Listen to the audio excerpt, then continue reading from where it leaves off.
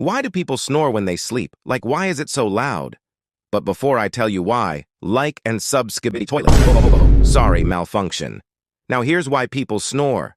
People snore when they sleep because the flow of air through their mouth and nose is partially obstructed. This obstruction causes the tissues in the throat to vibrate, which produces the sound we recognize as snoring. Several factors can contribute to this obstruction, such as relaxed throat muscles, blocked nasal passages, or the anatomy of the mouth and throat. Snoring can also be influenced by factors like sleep position, alcohol consumption, or underlying health conditions like obesity or sleep apnea.